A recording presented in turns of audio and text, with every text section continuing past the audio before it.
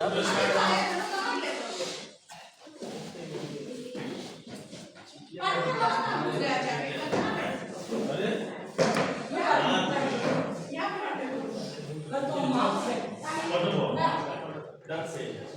आगाज किया जाए।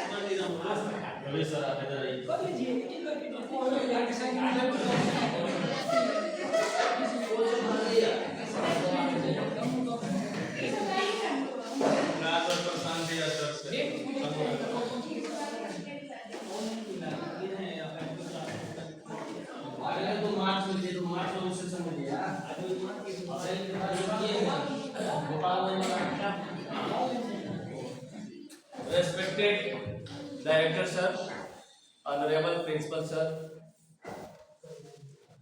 all the distinguished teachers, very good morning to all of you.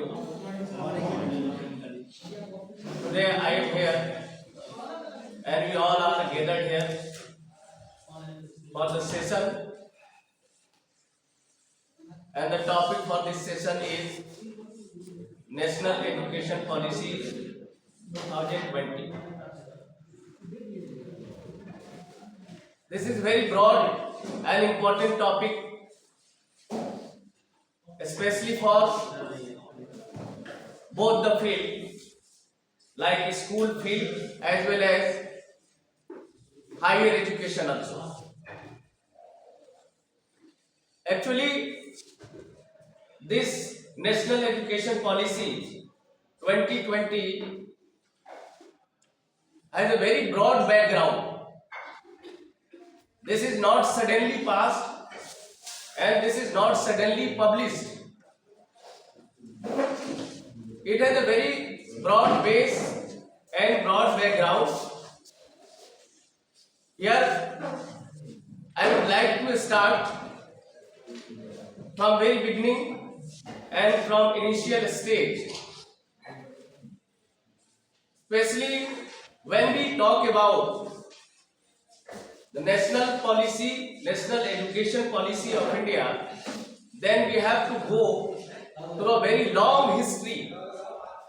In India, it has been a long history for the education policy. Bharat में जो शिक्षा प्रणाली की नीति रही है, ये शिक्षा प्रणाली की नीति कोई नई नहीं है। उसके बैकग्राउंड के बारे में, उसके इतिहास के बारे में हम लोग थोड़ा जानेंगे और ब्रीफ बहुत ही शॉर्ट में अगर उस इतिहास को समझेंगे तो वो चाहे पॉलिसी जो मॉडर्न पीरियड में आधुनिक भारत में भारत की शिक्षा प्रणाली जो शुरुआत की गई वो मॉडिफाई किया गया एंड फाइनली उसको जब पब्लिश की गई, पास किया गया, वहां तक जब आएंगे तो हमें एक अलग अलग स्टेज से गुजरना होगा। एक अलग अलग स्टेज में आने से ये पता चलेगा कि भारत की शिक्षा प्रणाली कितना महत्वपूर्ण रहा है और यहाँ की शिक्षा प्रणाली कितने जो है वेल डेवलप रहा है। तो सबसे पहले हम लोग एक हिस्टोरिकल बैकग्राउंड थोड़ा सा उस पर चर्चा करेंगे कि भारतीय शिक्षा प्रणाली की जो शुरुआत हुई थी या वर्ल्ड क्लास लेवल पे, ये भारत जो है सिर्फ यहाँ की शिक्षा प्रणाली जो है यहीं तक सीमित नहीं है। This is not limited only with in the Indian territories. इसकी लंबी इतिहास रही है और उस इतिहास में थोड़ा देर हम लोग एंट्री करेंगे और फिर उससे बाहर आ जाएंगे। भारत की शिक्षा प्रणाली की इतिहास ये रही है कि भारतीय इतिहास में यहाँ की शिक्षा प्रणाली की शुरुआत जो है north western frontier, north western part of India, Bharat के जो नॉर्थ वेस्ट कहेंगे उसको, उत्तर पश्चिमोत्तर हिस्सा से शुरुआत की गई। हम लोगों ने सबने नाम सुना होगा, कुछ नाम हम अभी लेंगे यहाँ पे जो वर्ल्ड क्लास लेवल पे अपने शिक्षा प्रणाली को दर्शाता है। Indian educational policy, Indian education policy since our ancient period of time. ये प्राचीन भारत से शुरुआत होती है। तक्षशिला विश्वविद्यालय का सबने नाम सुना हो, बहुत ज्यादा डीप नहीं जाएंगे, थोड़ा थोड़ा जो है हिस्ट्री में चलेंगे। तक्षशिला विश्वविद्यालय का नाम सबने सुना, ये वर्ल्ड क्लास का विश्वविद्यालय रहा है एंशिएंट टाइम का, प्राचीन भारत का। उसके अलावा जो है विक्रमशिला यूनिवर्सिटी का नाम सुना, ये भी बहुत पुराना यूनिवर्सिटी रहा है। और उसके अलावा जो है नालंदा विश्वविद्यालय सभी जानते हैं, जो किसी एक फील्ड से संबंधित नहीं था। ये मल्टी डिसिप्लिनरी एक्टिविटी को हमारे एंशिएंट एजुकेशन पॉलिसी बहुत लंबे समय से दर्शाता। दूसरे देशों में हम कंपैरिजन भी करेंगे, बीच बीच में कंपेयर करेंगे, दूसरे देशों से कंपेयर करेंगे। मॉडर्न जो एजुकेशन पॉलिसी 2000 उसको कंपेयर करते हुए आगे बढ़ेंगे। तो नाम हमने लिया तक्षशिला विश्वविद्यालय हो या फिर नालंदा विश्वविद्यालय हो या उसके अलावा जो है बल्लावी विश्वविद्यालय हो, ये सभी जो है मल्टी डिसिप्लिनरी एक्टिविटी के लिए, मल्टी डिसिप्लिनरी जो है एजुकेशन पॉलिसी के लिए जानी जाती है एट वर्ल्ड क्लास लेवल। ये विश्व स्तर पर ये जाना जाता था और आज भी उसे याद लोग करते हैं। फिर से उसको एक रिहेबिलिटेट के फॉर्म में कई यूनिवर्सिटी को, कई विश्वविद्यालयों को शुरुआत की गई, जिसमें सबसे नंबर 1 हम लोग सुनते आ रहे हैं और उसकी शुरुआत भी हो गई है नालंदा विश्वविद्यालय की। तो शिक्षा प्रणाली, भारत की जो शिक्षा प्रणाली रही है, ये अपने आप में एक बड़ा ही डोमिनेंट, वर्ल्ड क्लास डोमिनेंट रहा है शुरुआत से। ये सिर्फ प्रणाली के अंदर ये संस्था ही नहीं थी, बल्कि एक ऐसे लंबे समय तक Indian education policy, Indian education system ऐसे ऐसे हस्तियों को प्रोड्यूस किया जिसके बारे में भी हम लोग जानते हैं या बहुत चर्चित है। सबने नाम सुना होगा, सभी, ये कोई बिल्कुल न्यू नहीं है, बहुत पुराना है और नॉन है। आर्यभट्ट का नाम सबने सुना, पाणिनि का नाम सबने सुना है, उसके अलावा जो है ब्राह्मीण का नाम सबने सुना है, भास्कराचार्य का नाम सुना है। ये ऐसे ऐसे प्रोडक्टिव जो है स्कॉलर्स जो है भारत के इतिहास में रहे हैं। ब्रह्मगुप्ता, उसमें चाणक्य का नाम था, चक्रपाणी, दत्ता, माधव, ये सब बड़े बड़े स्कॉलर्स रहे जो भारत के शिक्षा प्रणाली को इतने दूर तक लेके गए, इतने लंबा और इतनी बड़ी लंबी इतिहास बना दिया जो वर्ल्ड क्लास शिक्षा पॉलिसी को मैच करता है।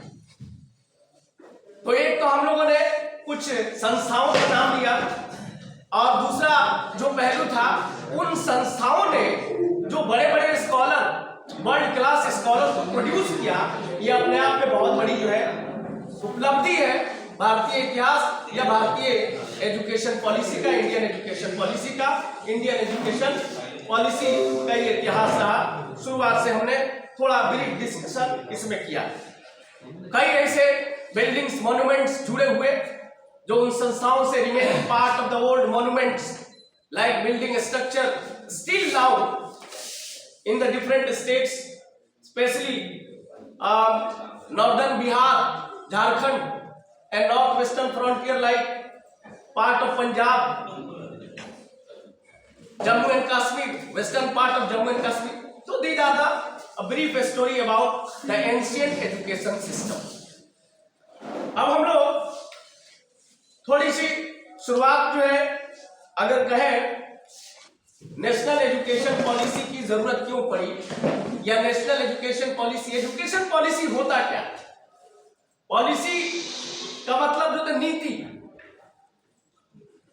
कोई भी पॉलिसी जो है किसी भी फील्ड के ऊपर अगर बनाई जाती हो तो उसका सिर्फ एक ही मकसद होता है, उसको सही से समझना, डीप नॉलेज लेना, डीप इंफॉर्मेशन को जो है एक्सपोज करना। ये पॉलिसी का एक पॉलिसी होती है। अब ऐसी policy, such kind of policy which are specially made for the education, that is called education policy.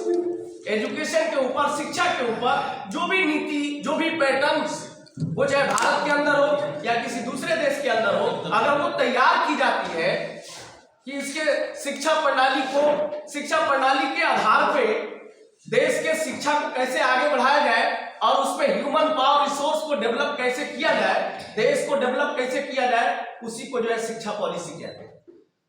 ये नेशनल एजुकेशन पॉलिसी का डिफिनेशन हमने दिया।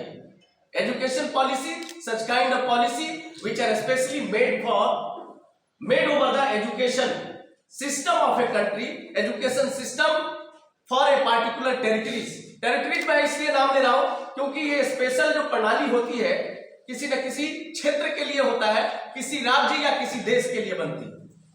Weather it is India at the national level हो या स्टेट लेवल हो, ये प्रणाली जो है शुरुआत की जाती है बेहतर से बेहतर ह्यूमन पावर रिसोर्स या ह्यूमन को डेवलप करने के लिए, देश को डेवलप करने के लिए।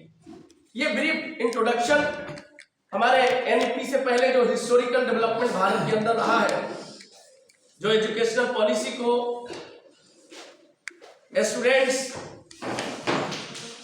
इवन विदाउट और irrespective of their place of residence, हमने सुना भाई कि there should not be any biasness, there should not be any discrimination, there should not be any kind of differences to provide the education among the children, among the people.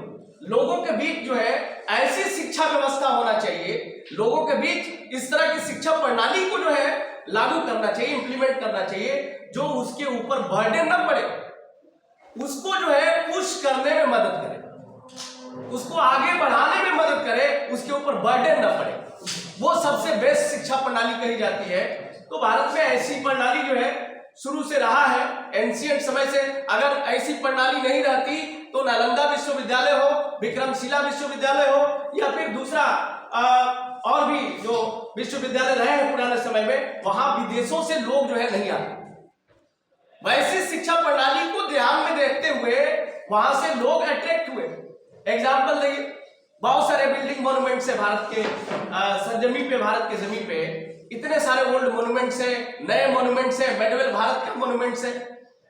हजारों की संख्या में बाहर से लोग जो है एज ए पर्यटक के रूप में आते हैं, टूरिस्ट लोग आते हैं। क्यों? क्योंकि उसकी जो है कहीं ना कहीं उसका जुड़ाव जो है यहाँ की शिक्षा से रही है, यहाँ के एजुकेशन सिस्टम से रहा है, जिसकी झलक उस मॉन्यूमेंट्स में, उस बिल्डिंग्स में, उस स्ट्रक्चर में दिखाई देता है, जो विदेशी लोगों को भी अट्रैक्ट करता है और फिर उससे हमें एक इकोनॉमिक सोर्स ऑफ इंडिया का भाग बनता है। अर्थव्यवस्था, आर्थिक स्थिति को मजबूत करने में एक बहुत बड़ी भूमिका है भारत के लिए टूरिज्म। और टूरिज्म कहां से आया?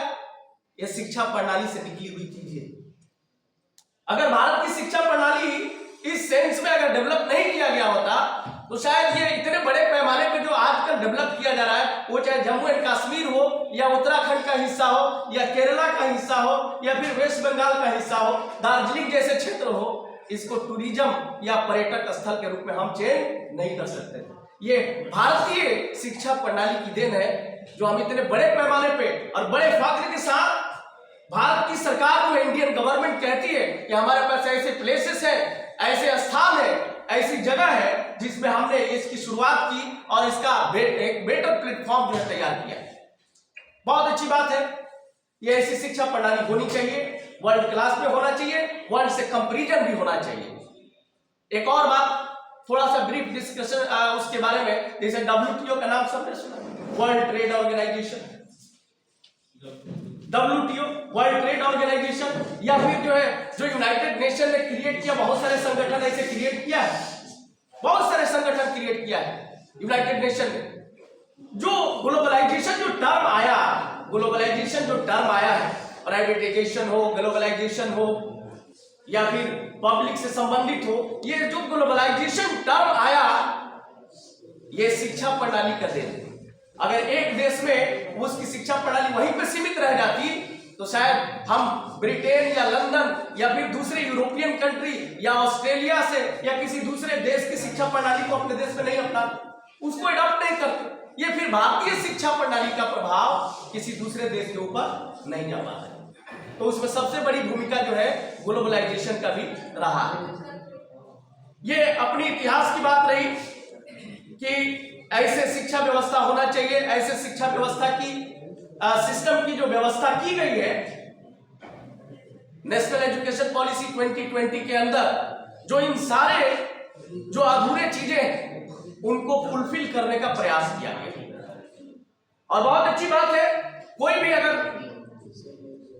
एजेंसी, ऑर्गेनाइजेशन, इंस्टीट्यूशन किसी भी फील्ड में, वो चाहे एजुकेशन हो, फाइनेंस हो या फिर किसी रेवेन्यू सिस्टम से जुड़ा हुआ हो, अगर उसके बारे में अगर कोई चीज जो है पास करती है, कोई नियम, कोई कानून या कोई नीति बनाती है, तो जाहिर सी बात है उस नीति का कुछ ना कुछ ऑब्जेक्टिव होते हैं, उसके एडवांटेज होते हैं, उसके जो है डिसएडवांटेज होते हैं, कुछ लाभ भी है, कुछ हानि भी है।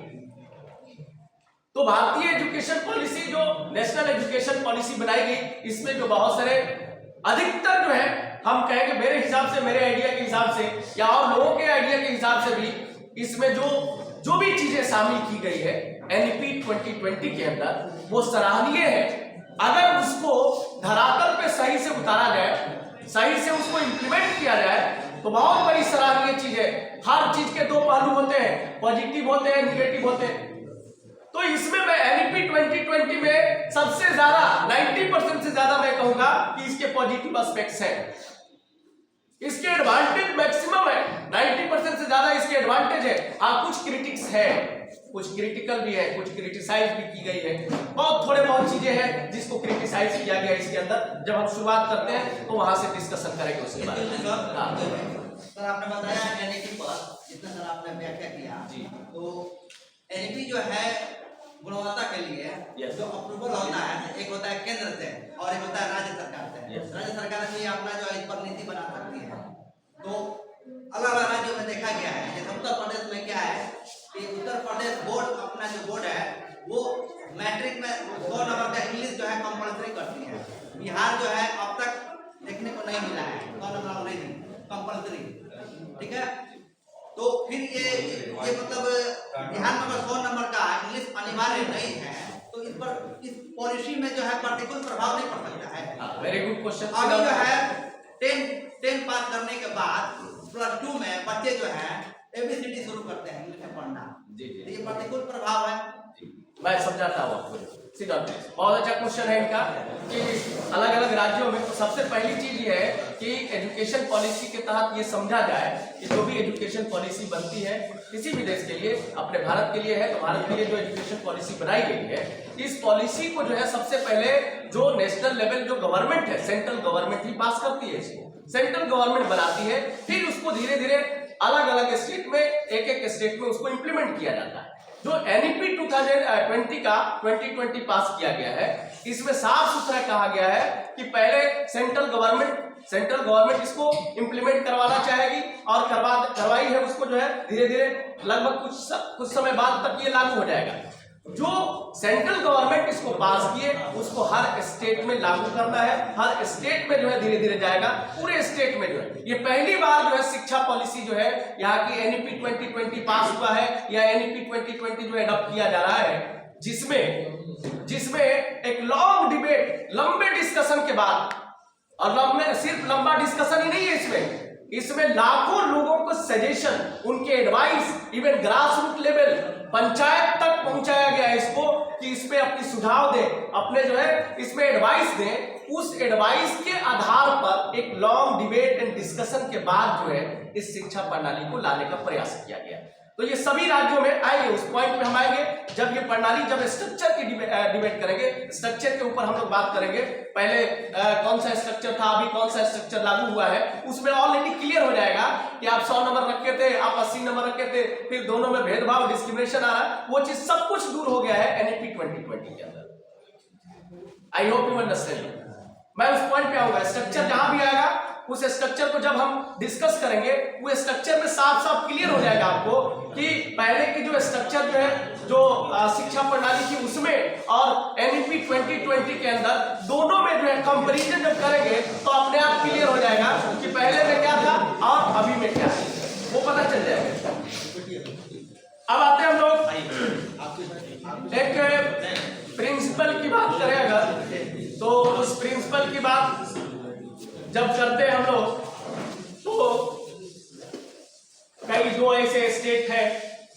जिन्होंने सवाल का जवाब उसमें था कि 2 राज्य जो है जिसमें मध्य प्रदेश भी शामिल है, उत्तराखंड भी शामिल है, जिन्होंने सबसे पहले एनईपी को अडॉप्ट किया और अपने राज्य में उसको लागू किया तो कर्नाटक भी है। तो इसको हर राज्य में लागू करना है।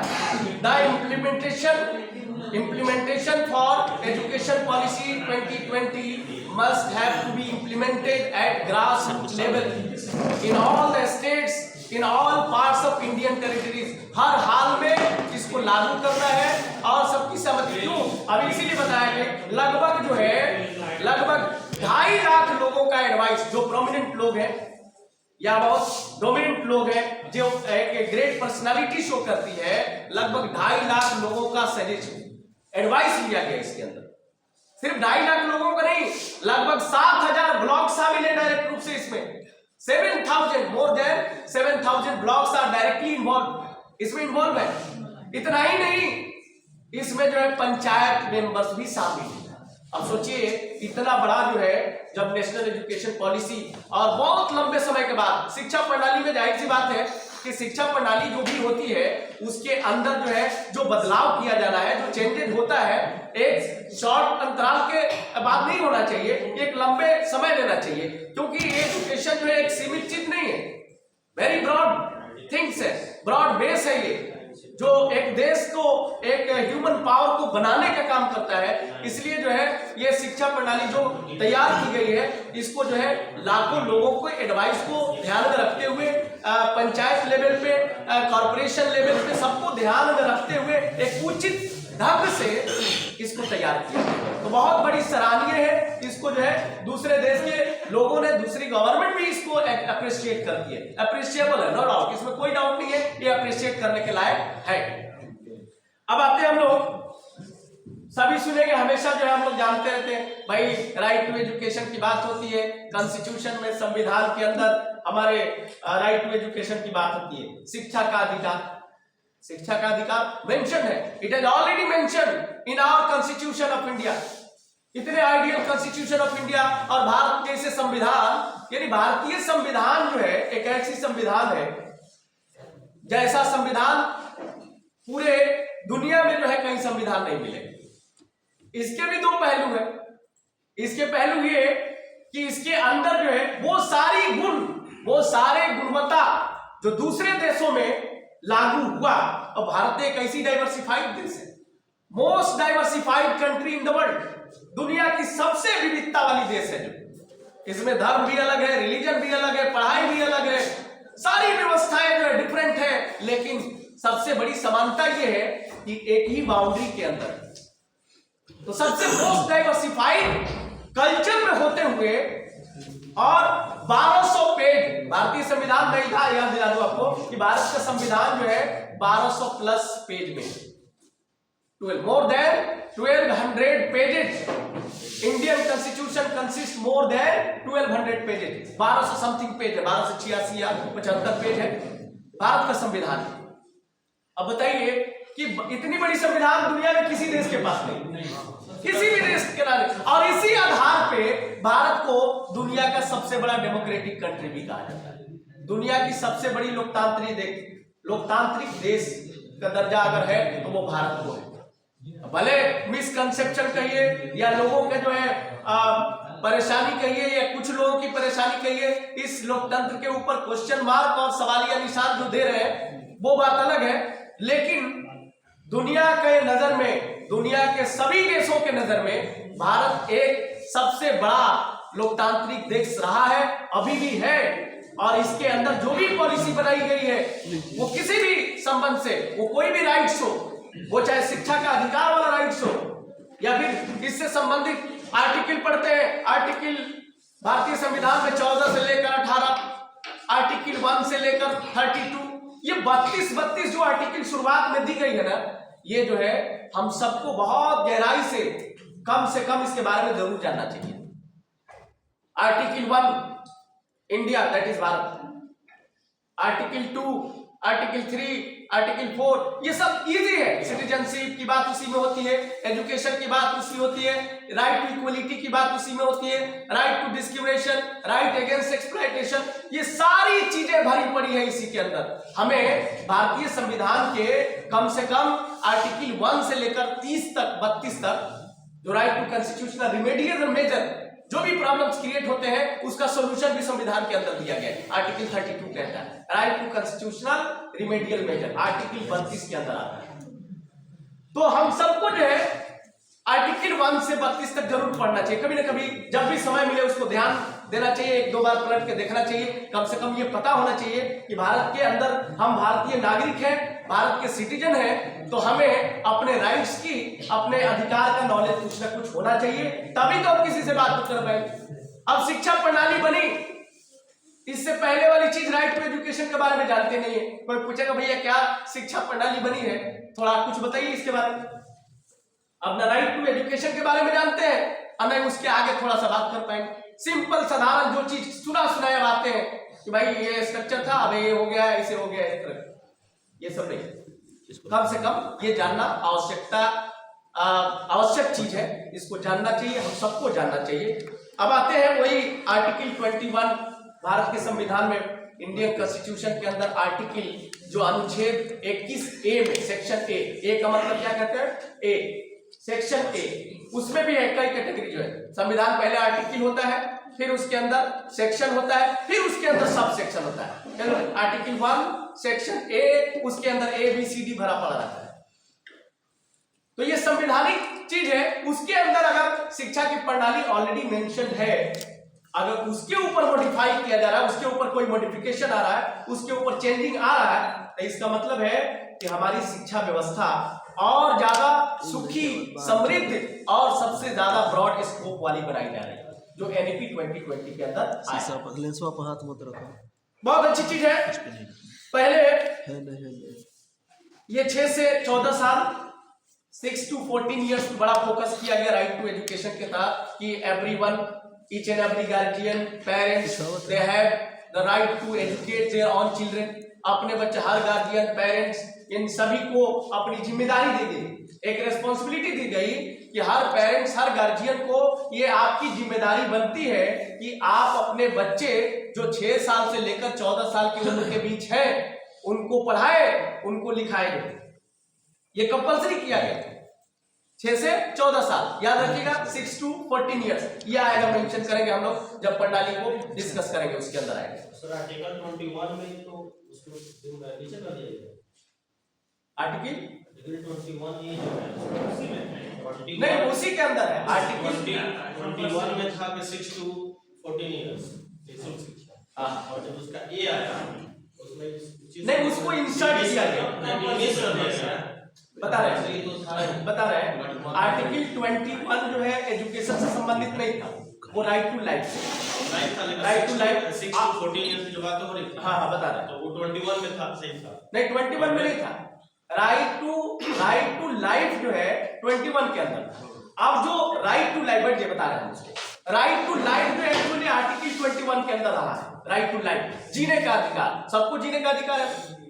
अब उसमें क्या कहा गया, कई प्रॉब्लम्स क्रिएट हुए, जैसे मान लीजिए सेफ ड्रिंकिंग वाटर नहीं है, महामारी फैल गई, कई सारे डिसीज हुए, उसमें लोग मरे गए, फूड स्कार्सिटी से उसमें लोग मारे गए।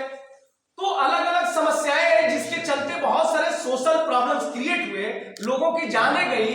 तब कहा गया कि भाई ये जब राइट टू लाइफ हम संविधान के अंदर जब पढ़ते हैं तो राइट टू लाइफ तभी होगा ना जब हमारे पास भोजन आएगा, राइट टू लाइफ तभी होगा जब हम जीवित रहेंगे, फूड मिलेगा नहीं, सेफ ड्रिंकिंग वाटर होगा नहीं, तो फिर राइट टू लाइफ किस बात की। तो हमें भोजन पहले मिलना चाहिए, एक्सेसिबिलिटी ऑफ द फूड होना चाहिए। तो जब भोजन मिलेगा, जब हमारी हंगरी, हमारी भूख, हमारी ये सब कुछ समाप्त होगा, तभी तो हम जीवित रह पाएंगे।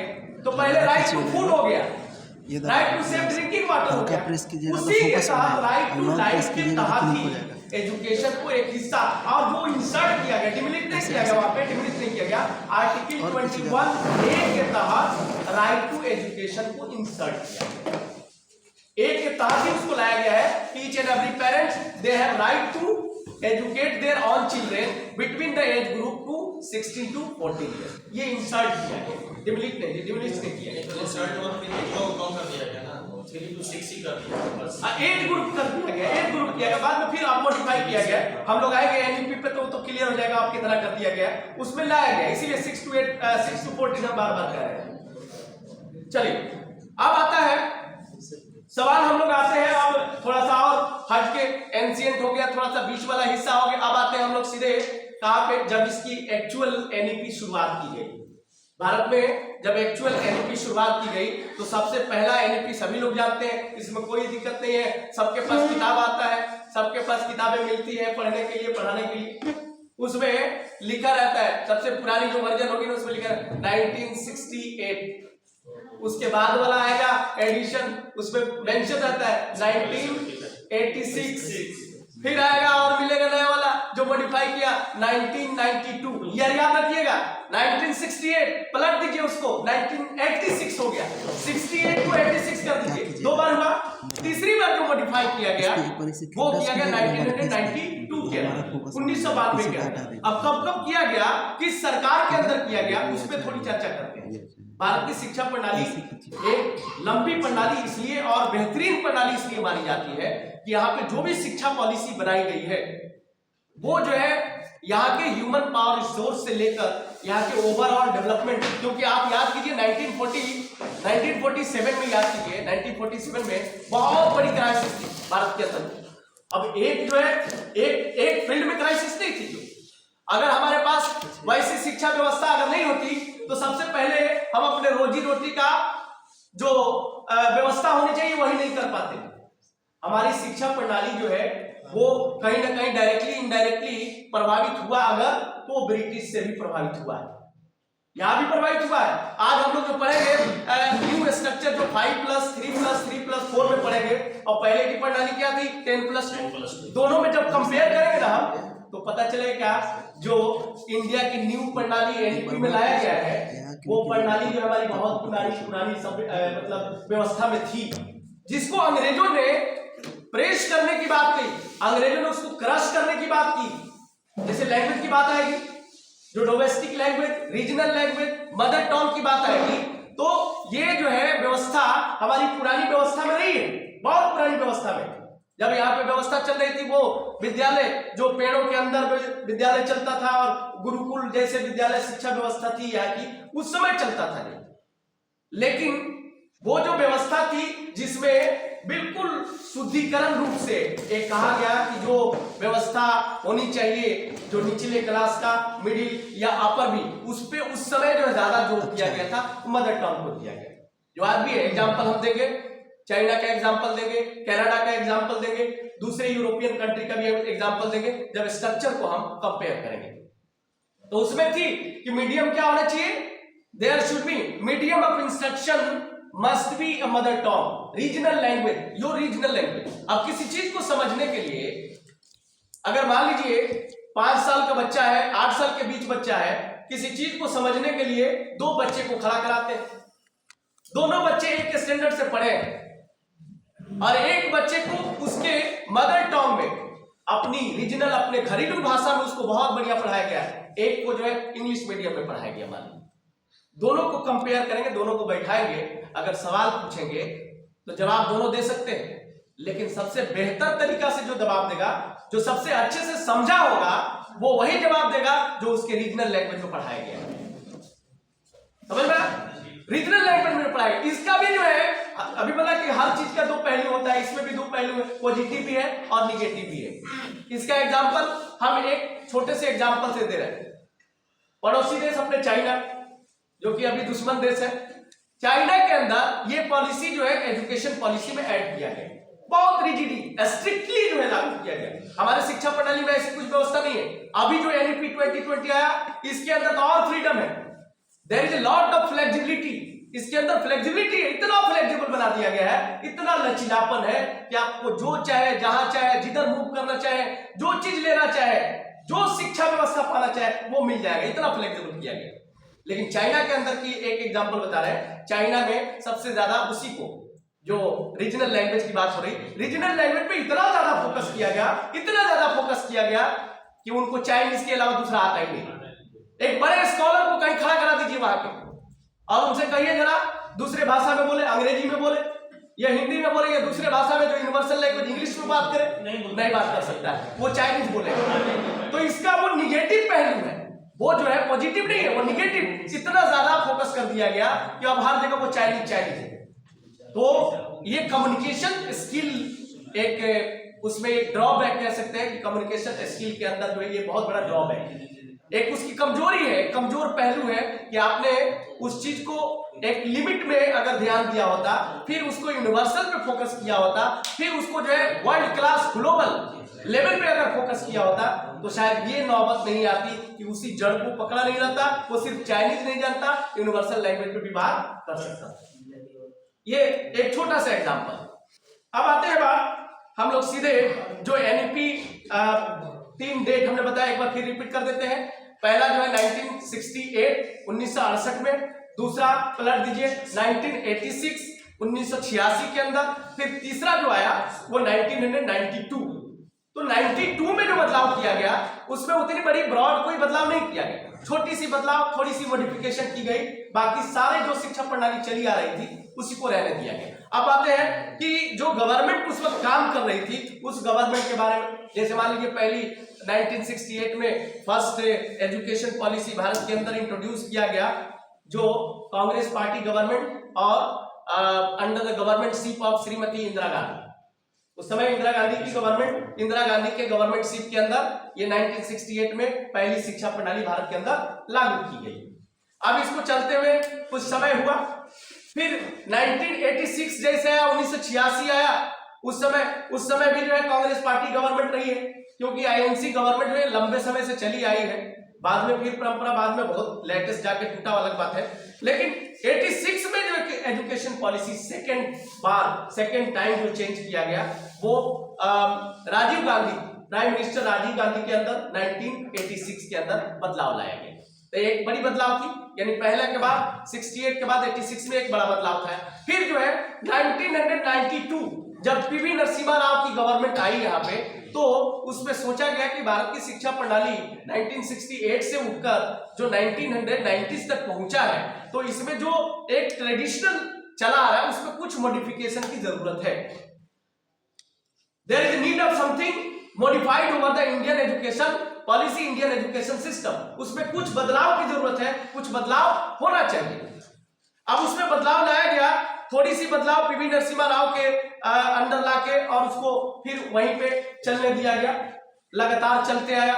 अब सोचिए 1992 के बाद से कोई बीच में लंबा सफर हुआ, कोई बदलाव नहीं हुआ था, और जो शिक्षा प्रणाली होनी चाहिए with the passage of time, समय को ध्यान में रखते हुए, ये ग्लोबल जो वर्ल्ड है, आज की दुनिया है, अगर एक एग्जांपल दे रहे हैं कि किसी रेस में, वो चाहे दौड़ की रेस हो या किसी एनिमल रेस हो, किसी भी रेस में अगर समय को ध्यान न दिया जाए, समय के साथ उस रेस में भाग न लिया जाए, तो उस रेस में हम पीछे रह जाएंगे। आज मान लीजिए AI का जमाना है, सभी जानते हैं, कंप्यूटर की दुनिया, कंप्यूटर का जमाना है। अगर उसको हमें अगर वो नॉलेज नहीं हो, अगर इस NEP 2020 में उसको अगर प्राथमिकता दी गई है, तो ये सबसे बेहतर है। NEP में इसका बहुत बड़ा योगदान है, दिखाया गया है, उसके पॉजिटिव एस्पेक्ट्स को बताया गया है कि कितनी बड़ी भूमिका है और इसे कैसे दर्शाना चाहिए, कैसे इसको डिस्कशन होना चाहिए, इसके ऊपर दिया गया है। अब इसमें जो 34 इयर्स लंबा समय जब लगा, 92 से लेकर अब ये 2020, अब ये 2020 में NEP पास हुआ, NEP बना, ये उसको इंप्लीमेंट करते हुए आप सोच लीजिए आज 25 समाप्त हो गया, 26 में एंट्री हो गई। अभी भी बहुत सारी चीजें इसमें बाकी है, बहुत सारी चीजें बाकी है अभी लागू करना, राज्यों में लागू करना, या फिर जो भी चीजें सब्जेक्ट मैटर इस NEP 2020 के अंदर लाया गया है, उसको धरातल तक कितना परफेक्शन है, कितना परफेक्ट रूप से उतर रहा है, अभी इसकी जो है इसके ऊपर बहुत बड़ा विचार चल रहा है। बहुत सारी चीजें जिसको क्रिटिसाइज भी किया गया है उसको भी रखा गया। हो सकता है बाद में अगर पूरी तरह से 26 तक लागू हो जा रहा है, 27 तक लागू हो जा रहा है, तो उसमें जो त्रुटि है जिसको क्रिटिसाइज किया गया है, जो भी क्रिटिक्स है NEP 2020 के अंदर, उसके ऊपर फिर से थोड़ी बहुत मॉडिफाई किया जा सकता है। अब रही सवाल जो है, एक लंबा इतिहास रहा 34 साल का जो, क्योंकि एजुकेशन कोई टॉफी या किसी दूसरे बर्गर या चिप्स या इस तरह के दुकान नहीं है कि जब मन करता बदल दो थोड़ा, कभी वो क्या कहते हैं कैबेज वाला पार्ट डाल दो, कभी टमाटर वाला डाल दो, कभी कुछ डाल दो, ऐसा तो होना नहीं। ये भाई बहुत बड़ी और स्थिरता वाली एक बहुत वेल एस्टैब्लिश चीज है। इससे पूरे देश का एक पूरे कंट्री को रिप्रेजेंट करने वाली एक व्यवस्था है। तो इस व्यवस्था में इतना तुरंत इमीडिएट जो है एक्शन या इमीडिएट कोई परिवर्तन नहीं होना चाहिए। इसलिए एक लंबे समय के बाद, एक लंबे अंतराल के बाद अगर एनईपी 2020 के अंदर अगर बदलाव लाया गया है, ये सभी ने अप्रिशिएट किया है, बड़े लोगों के अप्रिशिएशन के साथ, बहुत लोगों के इवेंट में grass root level, village, panchayat, corporation, सबकी मदद से, सबकी एडवाइस से अगर लिया गया है तो बहुत अच्छी चीज है और इसको अपनाया गया है। 34 साल के बाद, 34 इयर्स के बाद ये एनईपी 2020 के अंदर बदलाव आया है। 34 साल के बाद 68, 86, 92, अब ये एनईपी 2020। अब इसमें हम लोग जो कॉन्स्टिट्यूशन में इंसर्ट मुकेश सर ने पूछा तो उसका सवाल का जवाब यही था, अभी मैंने बता भी दिया कि जो राइट टू एजुकेशन अंडर जो इंसर्ट किया गया 21A में ही किया गया था उसको, और एज का जहां तक मामला है तो उसमें डाइवर्जन रहा है, लेकिन अभी भी उसको हम पुरानी प्रणाली में अगर देखते हैं तो सिर्फ वो 6 से 14 ही लेते हैं उसको, कंपैरिजन में भी उसको 6 से 14 ही लेते हैं। We know most of the things with the help of. अब एक और चीज आती है कि किसी भी शिक्षा प्रणाली हो या कोई भी प्रणाली बनती है तो हमें सबसे अधिक और सबसे ज्यादा जो है चीजों को अगर याद दिलाने की बात होती है तो इलेक्शन बहुत बड़ा चीज होता है। इलेक्शन मैनिफेस्टो सारा याद ताजा हो जाएगा कब? जब इलेक्शन आएगा, वो चाहे जो है लेजिस्लेटिव असेंबली का इलेक्शन हो या फिर लोकसभा का इलेक्शन हो। जब ये इलेक्शन भारत के अंदर किसी राज्य में असेंबली का इलेक्शन हो या फिर पूरे इंडिया लेवल पे लोकसभा का इलेक्शन हो, तो सारे इलेक्शन मैनिफेस्टो के दौरान सारी चीजें ताजा हो जाती है, लोगों को सब कुछ याद आने लगता है। तो ये सब कुछ जो है उस समय याद आता है जब इलेक्शन मैनिफेस्टो जारी करता है और लोग जो है उस पर डिस्कशन करते हैं। डिस्कशन करते करते जो है सारी चीजों को लोगों तक पहुंचा देते हैं। ये सबसे बड़ा मैसेंजर का काम उस समय होता है इलेक्शन मैनिफेस्टो के दौरान। अब आते हैं एक्चुअल जो एनईपी 2020 में उसकी जो भूमिका बनाई गई, ये तो हम लोग इतिहास से संबंधित और इससे संबंधित जो है सब कुछ डिस्कशन किया। अब जो पृष्ठभूमि, किसी चीज को करने के लिए सबसे बड़े पृष्ठभूमि तैयार की जाए, एक फ्रेमवर्क होना चाहिए।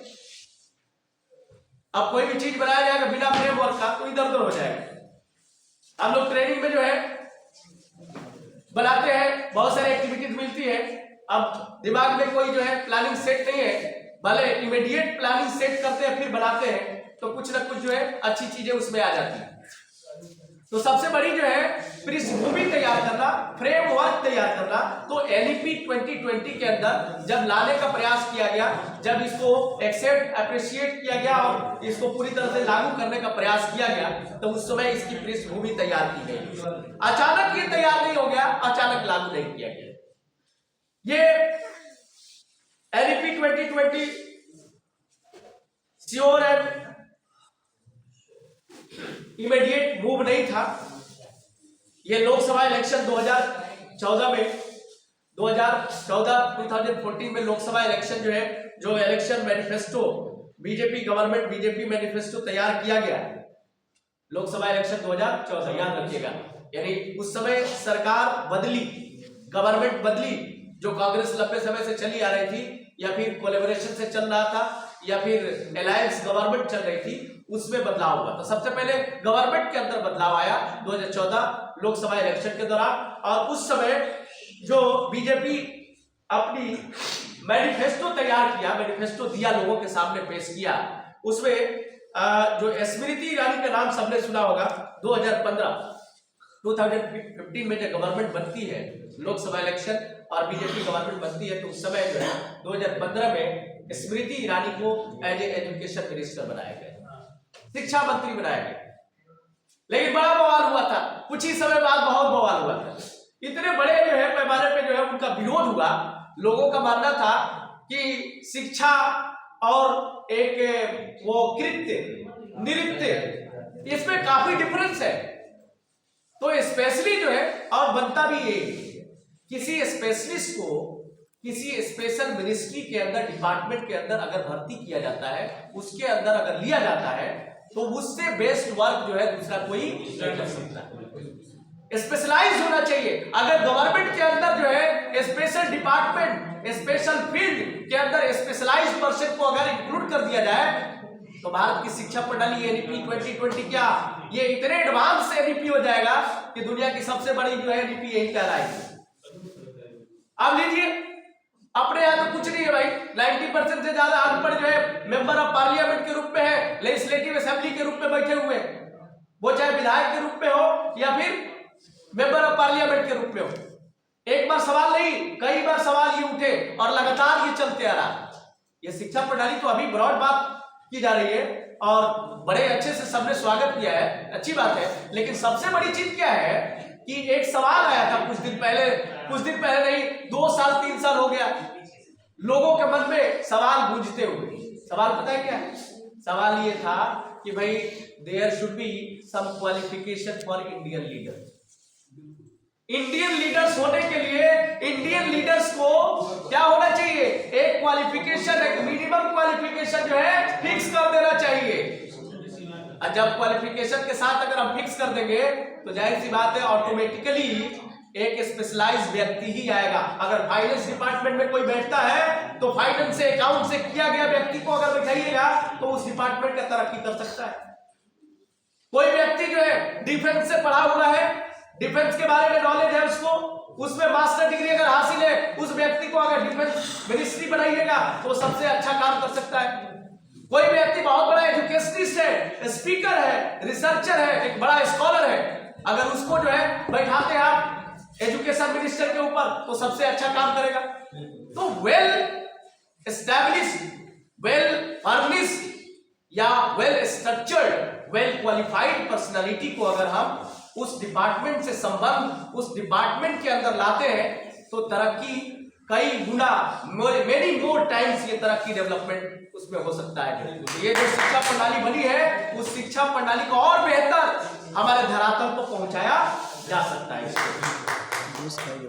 अब बात जो है स्मृति ईरानी की बात हो गई। स्मृति ईरानी को सबने विरोध किया, कहा कि भाई ये तो नृत्य, ये तो एक्ट्रेस रही है मुंबई में, इनको एजुकेशन के बारे में क्या बात है, इनको एजुकेशन का कितना नॉलेज है, और फिर एजुकेशन डिपार्टमेंट को कैसे संभालेगी। 2 महीने तक लोगों ने विरोध किया और तीसरे महीना या चौथे महीने इनको अपने पोस्ट से रिजाइन देना पड़ेगा। खैर, रिजाइन से मतलब नहीं है, हमें एनईपी 2020 से मतलब है। जब 2015 में एचआरडी मिनिस्ट्री यानी ह्यूमन रिसोर्स डेवलपमेंट मिनिस्ट्री होता है, ह्यूमन रिसोर्स डेवलपमेंट यानी ministry of human resource development, ये बड़ा ब्रॉड डेवलपमेंट और एक डिपार्टमेंट हुआ करता था, बाद में बदल दिया गया उसको। अब कर दिया गया क्या, सीधे जब एनईपी 2020 आया है तो उसमें बदल के सीधे कर दिया education ministry, education ministry of India. बहुत अच्छी चीज है। क्यों जो है बार बार जो है उसी डिपार्टमेंट के अंदर ये आता था, एजुकेशन चीजें आती थी, तो सीधे एजुकेशन मिनिस्ट्री ऑफ इंडिया।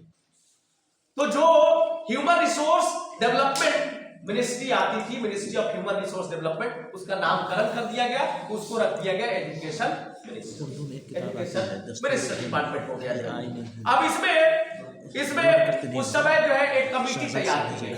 जिस समय स्मृति ईरानी 2015 में जब शिक्षा मंत्रालय संभाली, उस समय जो है एक व्यक्ति थे, बड़ा मशहूर व्यक्ति थे, जिनका नाम था TSR सुब्रमण्यम। ये साउथ इंडिया के एक रिनॉन्ड एक पर्सनालिटी था, जिन्होंने एक कमिटी तैयार की, एक कमिटी बनाया, इनके चेयरमैनशिप के अंदर कमिटी बनाई और उस कमिटी में जो है ये कहा गया कि जो शिक्षा प्रणाली हमारे पुराने चली आ रही है उसको जो है चेंज किया जाए, उसमें परिवर्तन लाया जाए। इन्होंने पहला प्रयास किया। पहला प्रयास TSR सुब्रमण्यम के द्वारा की गई, उसके चेयरमैनशिप के अंदर ये जो है तैयार करना शुरू किया गया और 7 मई 2016 को रिपोर्ट पब्लिश किया गया, यानी 7 मई 2016, 15 के बाद 2016 में TSR सुब्रमण्यम के द्वारा जो भी फ्रेमवर्क उसको पेश किया गया, रिपोर्ट दिया गया कि लीजिए भाई मैं एक रिपोर्ट दे रहा हूं, आप अपनी शिक्षा प्रणाली के ऊपर रिपोर्ट दे रहा हूं और इसके ऊपर सोचा जाए, इसके ऊपर गौर किया जाए और फिर भारत के लिए एक अच्छा नेशनल एजुकेशन पॉलिसी तैयार की जाए। अब मेन ऑब्जेक्टिव जो था उसका ऑब्जेक्टिव बहुत अच्छा रखा था उन्होंने, जो भी चेयरमैनशिप थे सुब्रमण्यम जी, उन्होंने ऑब्जेक्टिव जो रखा था उसका क्या चीज रखा था, to improve the quality of education. पहला, एजुकेशन की जो क्वालिटी है उसको इंप्रूव करना है, पहली उनकी ऑब्जेक्टिव थी। उस रिपोर्ट में कहा गया कि जो एजुकेशन की क्वालिटी है भारत के अंदर उसमें इंप्रूवमेंट होना चाहिए, पहला। दूसरा उन्होंने कहा क्रेडिबिलिटी ऑफ एजुकेशन होना चाहिए, और तीसरा पॉइंट उन्होंने कहा कि एड्रेसिंग द गैप होना चाहिए।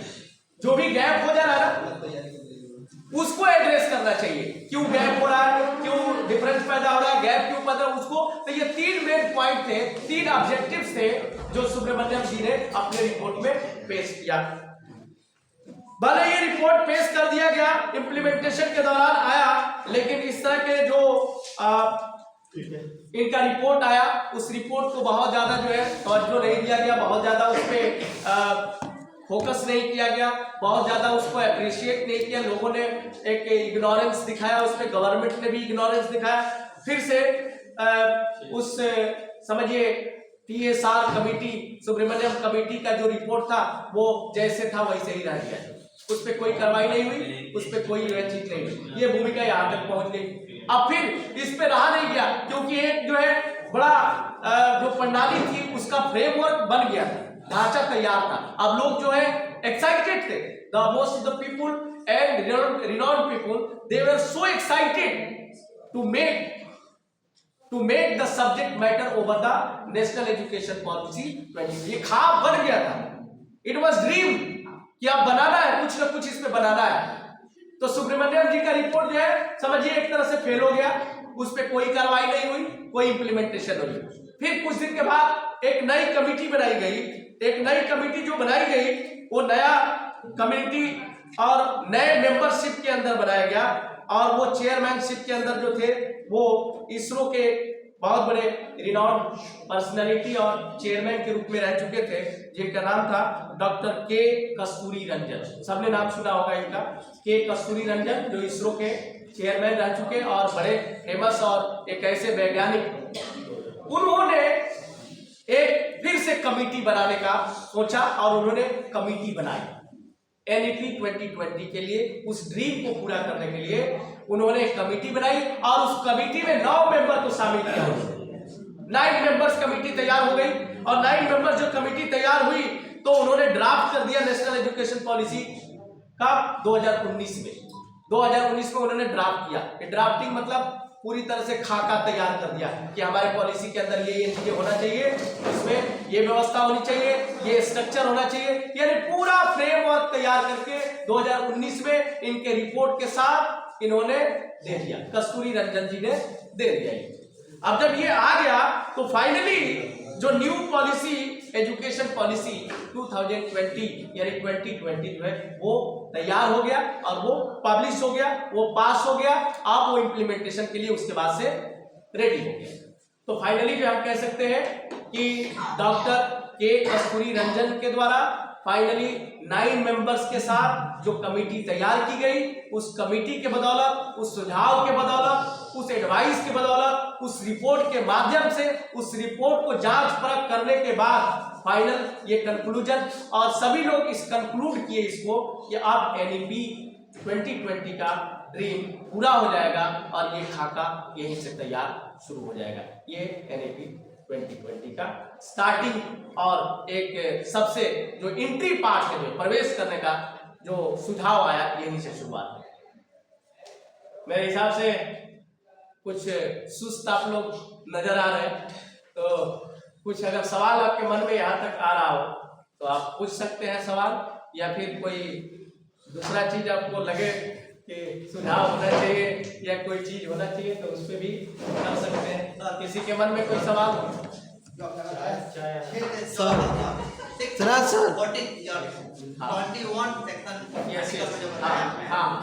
आर्टिकल 21A 6 से लेकर 14 साल तक, जी। क्या उसमें दर्शाना दर्शाता है वो उसमें ये दर्शाता है कि जो भी पेरेंट्स है, जो भी गार्जियन है, जो भी बच्चों के अभिभावक गण है, उनको ये जिम्मेदारी दी जाती है कि अपने बच्चे को, जिनकी उम्र 6 से 14 साल की है, अपने बच्चे को शिक्षा प्रदान करें।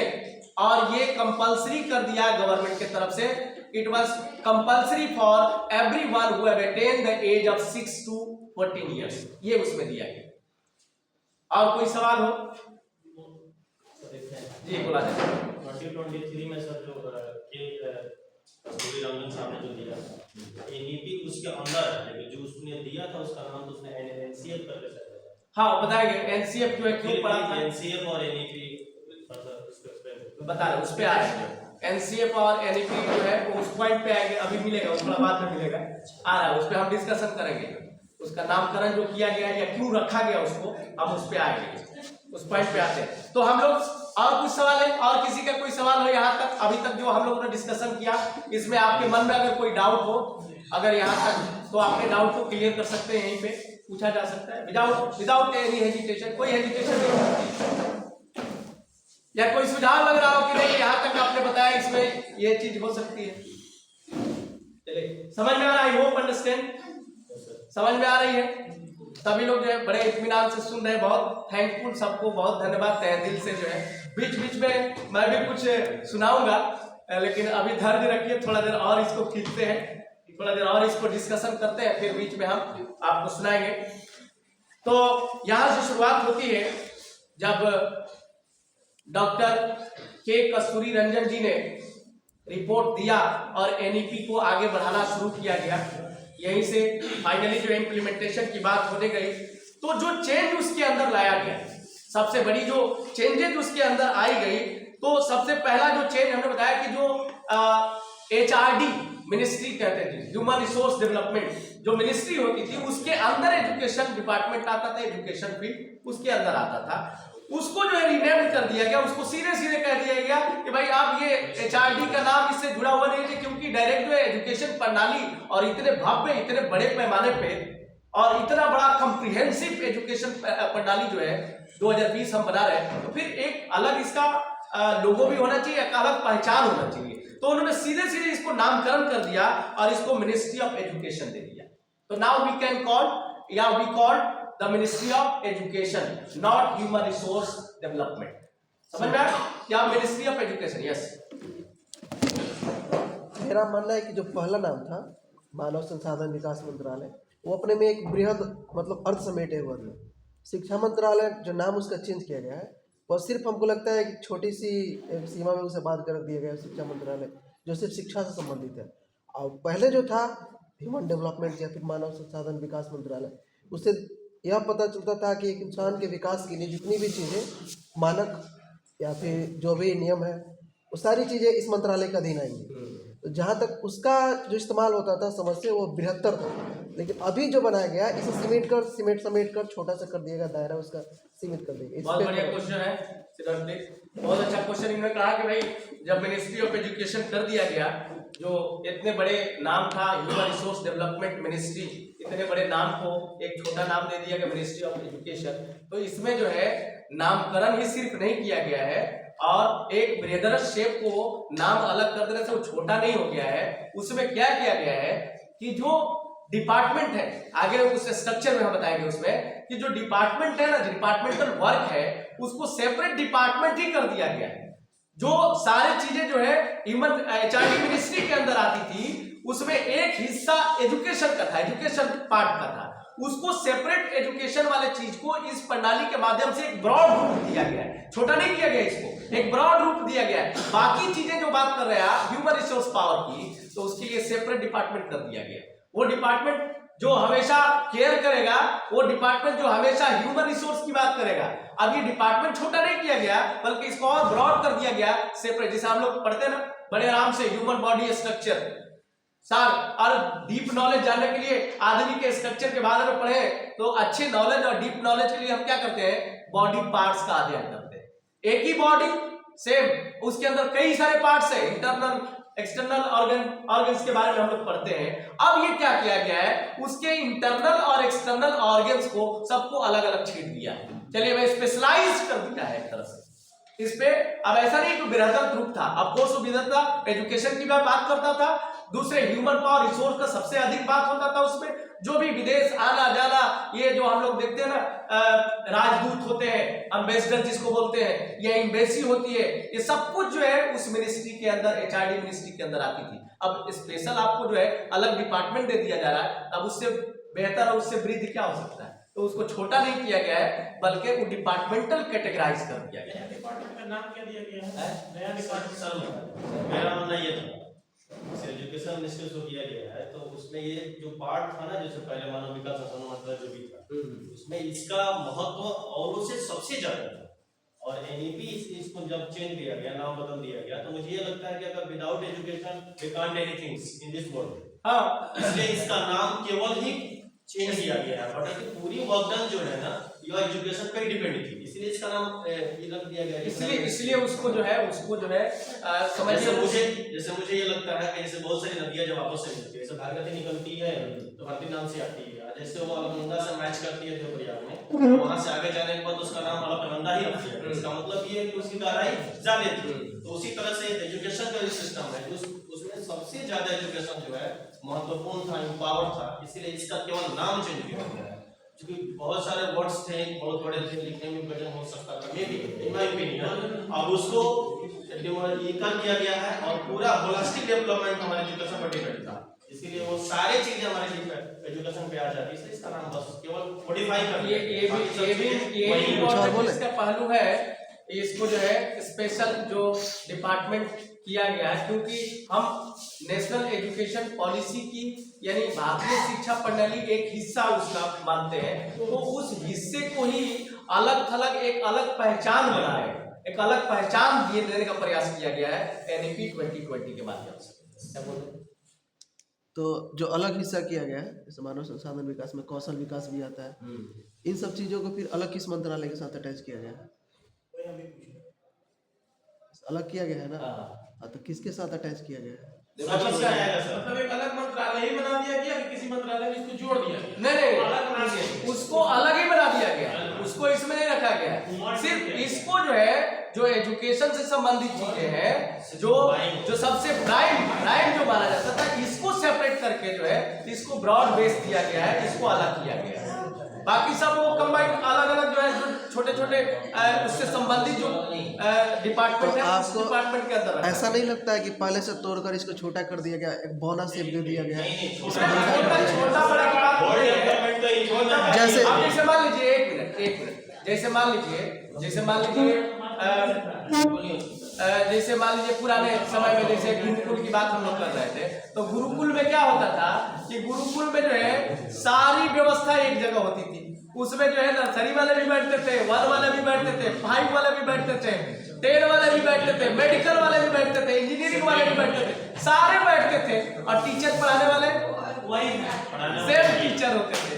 लेकिन आवश्यकता जब पड़ी, उसकी जरूरत पड़ी, जैसे जैसे जरूरत पड़ती गई, तो इसको अलग अलग किया गया, कैटेगराइज कर दिया गया। तो इसका मतलब वो छोटा नहीं किया गया, उसको और स्पेशलाइज कर दिया, उसको सेपरेट कर दिया गया, और बेटर हो गया ना, और ब्रॉड होगा। अब उसके फील्ड में जो है अलग तरह का डेवलपमेंट होगा। ये तो पॉजिटिव एस्पेक्ट्स है जो है, किसी चीज को अगर वहां से निकाल के, अब जैसे मान लीजिए आप झारखंड और बिहार में, झारखंड और बिहार एक राज्य था, झारखंड बिहार एक राज्य था। अब लोग जो है पूरे भारत में गवर्नमेंट ऑफ इंडिया से लेकर स्टेट गवर्नमेंट या पब्लिक चिल्ला रही थी, भाई यहाँ तरक्की नहीं हो रहा, तरक्की नहीं हो रहा है, इतने बड़े राज्य है, इतना रिसोर्स है, तरक्की डेवलपमेंट नहीं हो रहा है। तो उस तरक्की और डेवलपमेंट को ध्यान में रखते हुए, एवेबिलिटी ऑफ द रिसोर्स को ध्यान में रखते हुए, उसको क्या कर दिया गया, सेपरेट कर दिया गया। मान लीजिए जो भी हो, जैसे तो उसको उसी आधार पे ही अलग किया गया है, उसको उसी आधार पे अलग किया गया है कि for the betterment and development of the state like Jharkhand, there is ability of the variety of resources like iron ore, manganese, gold, cobalt, so many mineral resources are found in the plateau region. So for the betterment and development of the state, और overall economic development के लिए उसको separate किया गया। बोलिए। यहाँ से हाँ बोलिए। जैसे इंसान को संसाधन बनाने की आवश्यकता होती है, तभी वह समाज के कल्याण में योगदान दे सकता है। तो पहले जो इसका नाम था मानव संसाधन विकास, जहाँ इंसान को एक संसाधन बनाने के लिए जितनी भी चीज़ें उसकी आवश्यकता के लिए, जरूरत के लिए इस्तेमाल की जाती थी, वे सभी चीज़ें एक ही सेंटर में ऐसा माना जाता था कि यहाँ उपलब्ध करा दिया जाए और उसे इंसान को इस प्रकार से मॉडिफाई कर दिया जाए कि ये रिसोर्सेस बन जाए और समाज के काम आ सके। अब जो नया शिक्षा मंत्रालय बना है, यहाँ सारे रिसोर्सेस अलग कर दिए गए, सिर्फ एक रिसोर्सेज पे फोकस दिया जा रहा है कि सिर्फ इसे एजुकेशन दिया जाए। नहीं, अब बाकी चीज़ें एक जैसे उसके कॉल, बहुत बढ़िया क्वेश्चन है आपका। फिर से मैं एक बार जवाब देना चाहूंगा आपको कि आपका सवाल जो है बहुत अच्छा सवाल है। इसमें इनका कहना ये है कि सबको अलग अलग जो कर दिया गया है, अलग अलग करने का मतलब ये नहीं है। जैसे देखिए एजुकेशन में ये जो इसीलिए तो कह रहे हैं, उस पर डिस्कशन जो कर रहे हैं हम लोग, जैसे फ्लेक्सिबिलिटी की बात करेंगे तो इंडियन एजुकेशन सिस्टम को इंडियन एजुकेशन पॉलिसी 2020 के तहत ये कहा गया है, ये कर दिया गया है कि इसको इतने फ्लेक्सिबल बना दिया गया है कि अब उस पर कोई बाउंडेशन ही नहीं है, उस पर कोई डोमिनेंसी किसी चीज का नहीं है या कोई बर्डन नहीं है, आपके ऊपर कोई दबाव नहीं है। जो है आप किसी भी फील्ड से है, आप उसको, जैसे मान लीजिए आप ह्यूमन रिसोर्स की बात कर रहे हैं, तो ह्यूमन रिसोर्स पावर जो है तभी डेवलप होगा जब आपके पॉलिसी बनेंगे, अच्छे पॉलिसी बनेंगे, जो शिक्षा प्रणाली अच्छी होगी। जब अच्छी शिक्षा प्रणाली होगी तो उसका इम्प्लीमेंटेशन होगा। जब इम्प्लीमेंटेशन अच्छे ढंग से हो पाएगा, धरातल तक पहुंच पाएगा, तो उसका प्रभाव जो है लोगों के ऊपर दिखेगा। जब लोगों के ऊपर इसका असर, इन्फ्लुएंस दिखेगा तो वही तो बनेंगे ना। ह्यूमन पावर रिसोर्स कहाँ से बनता है? तो ये कोई जरूरी है कि शिक्षा से ही ह्यूमन पावर रिसोर्स बनेगा? कहाँ से बनेंगे? सिर्फ एजुकेशन से ही आप मानते हैं? आप मानते हैं कि ह्यूमन सिर्फ नहीं, हम वो नहीं मानते। Human power resource itself in itself a great resource. सभी रिसोर्स में, जितने भी पृथ्वी के ऊपर, इस ग्लोब के ऊपर जितने भी संसाधन है, सभी संसाधनों में सबसे प्राइम और सबसे पहला, सबसे अप्रिशिएट करने वाला अगर कोई रिसोर्स है तो ह्यूमन पावर रिसोर्स। मेरा क्वेश्चन है कि एक इंसान को, मनुष्य को संसाधन बनाने के लिए सिर्फ एजुकेशन ही जरूरी है कि इसके अलावा और भी चीजें? और भी जरूरी है, लेकिन सबसे प्राइम जरूरी है आपका एजुकेशन। आपको अगर उस चीज के बारे में नॉलेज ही नहीं हो, अब चले जो है ये पोडियम बना रहे, वर्षों पुराने जो है इस पोडियम को कोई नहीं जानता था। This was not a resource for us, हमारे लिए रिसोर्स था ही नहीं, संसाधन था ही नहीं। जब इसके बारे में टेक्निक जाने, टेक्निक कहां से जाने? जब इसके बारे में स्किल आया, जब नॉलेज आया। नॉलेज कहां से आया? जब आदमी ने सोचना शुरू किया। सोचना कहां से शुरू किया? जब उसके मन में कहीं ना कहीं कुछ खोट, कोई धक्का, कोई एक्सीडेंट कुछ हुआ होगा, तब उसने सोचना शुरू किया। तो ये सारा चीज जो है जुड़ के कहा जा रहा है, वह एजुकेशन पे, शिक्षा पे ही चला जा रहा है। शिक्षा एक अपने आप में बहुत बड़ा जो है ब्रॉड स्कोप रखता है और इसके अंदर जो है सब कुछ आते हैं। वो सारे चीज भी जो आप कह रहे हैं, वो भी सारे रिसोर्स इसी के बदौलत ही बनता है। ह्यूमन पावर रिसोर्स अगर ना हो तो कोई भी रिसोर्स, ये जो कंप्यूटर और सारा चीज, ये टेबल फैन जो भी देखे हैं, ये रिसोर्सफुल नहीं होता। ये जो है रिसोर्सलेस हो जाता है, कि जानते ही नहीं, ना जानते ना इसको इंट्रोड्यूस करते, ना इसका जो है आगमन होता, ना इसको हम बनाते। मेरा जो तर्क था इस बात पर था कि रिसोर्स बनने के लिए इंसान को सिर्फ शिक्षा, एजुकेशन ही काफ़ी नहीं होता है। अगर ऐसा होता तो थॉमस अल्वा एडिसन बल्ब नहीं बनाते, क्योंकि अभी तो हमने कहा कि रिजिडिटी इसमें है ही नहीं, रिजिडिटी है ही नहीं। एजुकेशन में जैसे रिसोर्स की बात जब कही जाती है तो उसमें बहुत सारी चीजें इंक्लूड होती हैं। जैसे एक एजुकेशन तो एक पार्ट हो गया, एजुकेशन हो गया, हेल्थ हो गया, उसके बाद हेल्थ भी है, हेल्थ भी है उसमें। हेल्थ ही नहीं रहेगा तो आदमी क्या एजुकेशन सीख करेगा? उसके बाद से फिर स्किल और ट्रेनिंग भी है इसमें। हाँ वही तो हम लोग का जो मिनिस्ट्री अलग हुआ, ये तो एक वर्कलोड शेयर करने के लिए सबसे पहले वर्कलोड चाहिए। इतना भारी काम लेके 3 चीज एक साथ काम करके आप, और एक रिसोर्स बनाने के लिए तो बहुत सारा एफर्ट चाहिए। तो हेल्थ भी उसका देखना है। अब आप बोलेंगे कि हेल्थ फिर एजुकेशन कहाँ से पूछ गया? तो रिसोर्स की बात जब कही जा रही है तो उसमें हेल्थ भी है, उसमें फिर आपका स्किल और ट्रेनिंग, जो हम लोग बैठ के ट्रेनिंग कर रहे हैं, अब बोलेगा कि इससे क्या फायदा है एजुकेशन का? एजुकेशन के बारे में तो डिस्कशन, अल्टीमेटली उसका जो गोल है एजुकेशन में, एजुकेशन कॉम्प्रिहेंसिव टर्म हो गया, तो सारा चीज जाके फिर आपको वही चीज प्रोडक्ट बनाएगा, आपको अल्टीमेट प्रोडक्ट।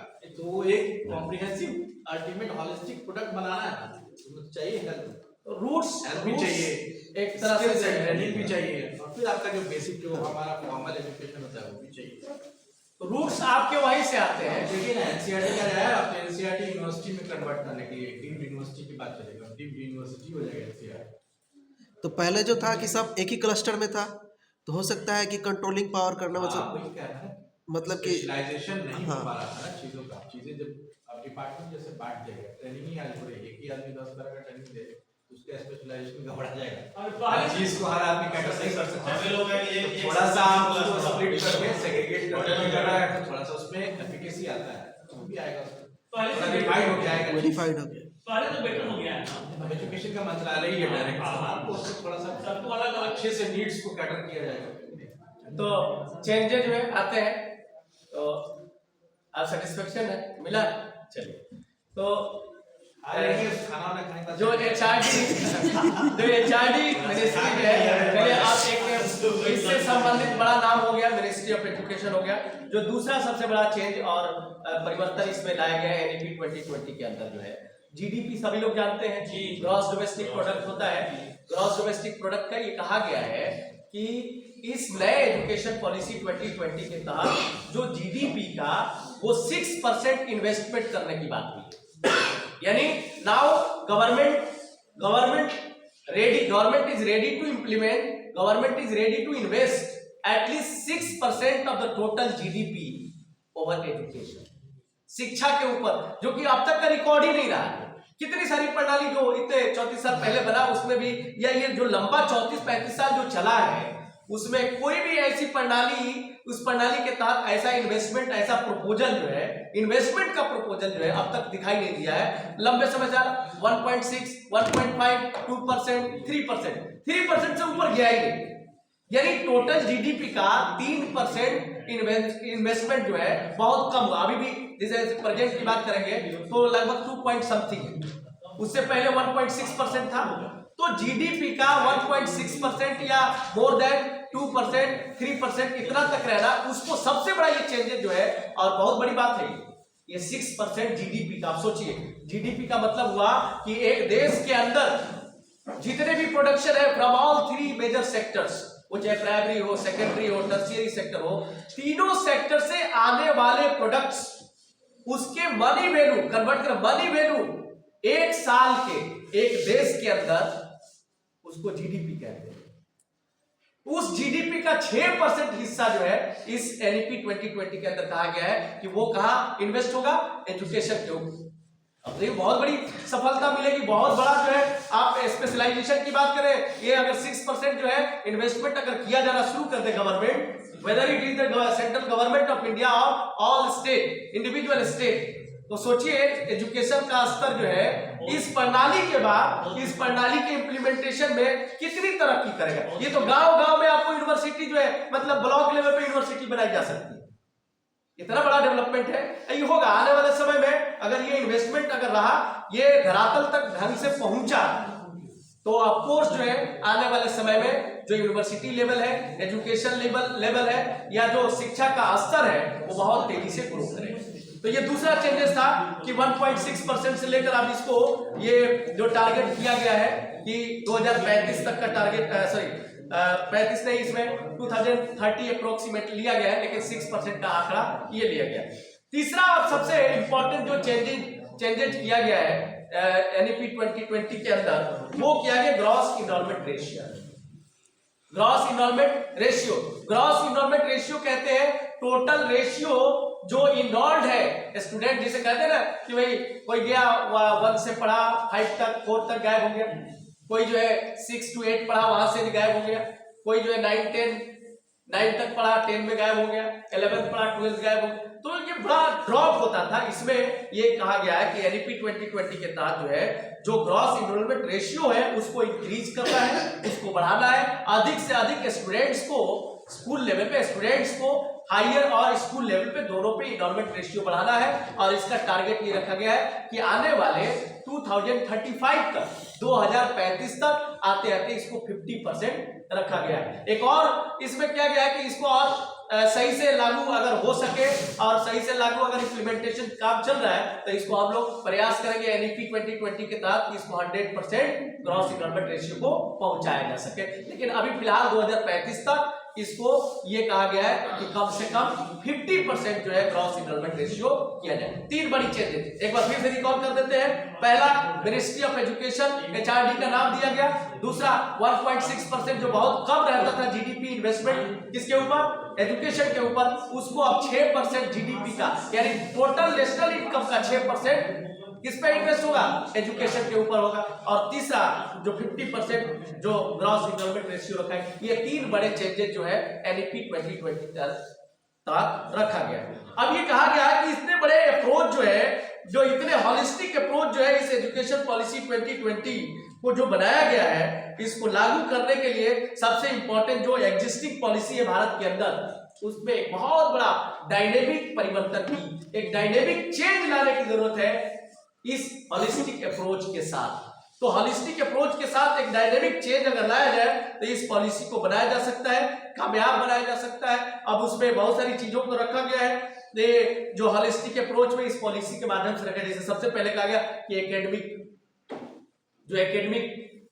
चीजें हैं, पढ़ाई लिखाई से संबंधित, उसके ऊपर सुधार करना, वोकेशनल कोर्सेज को लेकर आना, सबसे ज्यादा इस पे फोकस किया गया है। तीसरा, करिकुलर एक्टिविटी हो, एक्स्ट्रा करिकुलर एक्टिविटी हो, ये सब कुछ जो है इक्वल फुटिंग पे लाया गया, समान रूप से होना चाहिए।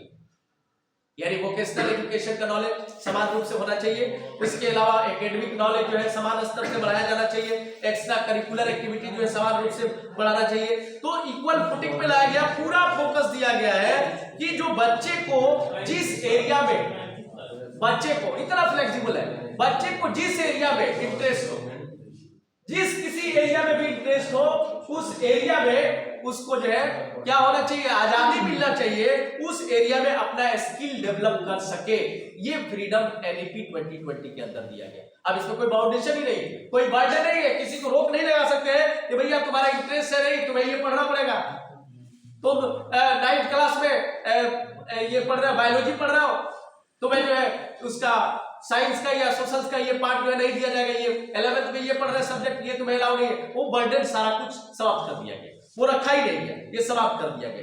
तो ये सबसे बड़ी चीज है कि बच्चों को इंटरेस्ट, यानी कह सकते हैं एक तरह से स्टूडेंट सेंट्रिक या फिर स्टूडेंट सेंट्रिक जो है चीजें हुई है। NEP का सबसे पॉजिटिव एस्पेक्ट ये माना गया है कि बच्चे के इंटरेस्ट के हिसाब से उसको बेहतर प्लेटफॉर्म क्रिएट करने और फिर उसके अपने स्किल्स को डेवलप करने का सबसे बेस्ट अपॉर्चुनिटीज, सबसे बेस्ट अवसर NEP 2020 में दिया गया। अब आते हैं कि जो भी स्कूल कॉलेज से बच्चे निकल जाते थे, तो जो रियल वर्ल्ड अभी ऐसे जब इंटरेस्ट रहेगा और इंटरेस्ट के साथ अपने स्किल को डेवलप करेगा तो ऑलरेडी तैयार हो गया। अब वो जब उतरेगा वर्ल्ड क्लास में या फिर रियल वर्ल्ड के लिए, वो ऑलरेडी तैयार है, उसको स्पेशल तैयार करने की जरूरत नहीं पड़ेगी, क्योंकि ऑलरेडी अपने इंटरेस्ट के हिसाब से स्किल को डेवलप किया हुआ है। जो अभी नीड है, जरूरत है, आराम से उसको लिया। अब शॉर्ट में यहाँ तक तो हम आए, यहाँ पे कुछ हायर इनरोलमेंट टारगेट्स रखा गया, aims to gross enrollment ratio, GER, जिसको शॉर्ट में कहते हैं। यही चीज हमने अभी डिस्कशन में किया कि हायर एजुकेशन और जो अराउंड 50% जो है टारगेट 2035 का ये रखा गया है। अब एक और यही से संबंधित इंपॉर्टेंट चीज एक और दिख रहा है आपके सामने, जो टीचर्स एजुकेशन के लिए है, ये 4 इयर्स बैचलर ऑफ एजुकेशन, 4 साल का जो है ये कोर्स जो है एक टीचर के लिए, यानी टीचर के लिए भी सुविधा, सबसे बेटर सुविधा। और टीचर के लिए क्या चीजें दी गई है उसको हम डिस्कस करते हैं। अब आते हैं हम लोग पॉइंट पे। अब सर कहाँ है, राजन सर, इस प्रणाली को ले आइए पेज पे। 10 प्लस था वो 5 प्लस 3 प्लस, ये जितना पीरियड था हमने उसके बारे में आपको डेवलप डिस्कस ऑलरेडी कर चुके हैं, ये डिस्कस कर चुके हैं, इसमें कोई जरूरत नहीं है। लैंग्वेज पॉलिसी को इसको भी हमने कर दिया है, यही वाला, हाँ ये जो है, हाँ ये चीज।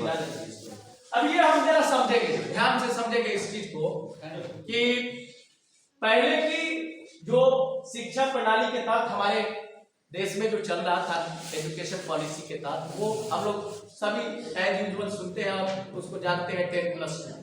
पहले 10+2 चलता है। अब क्या किया गया है, उस 10+2 को उस स्ट्रक्चर को चेंज कर दिया गया है।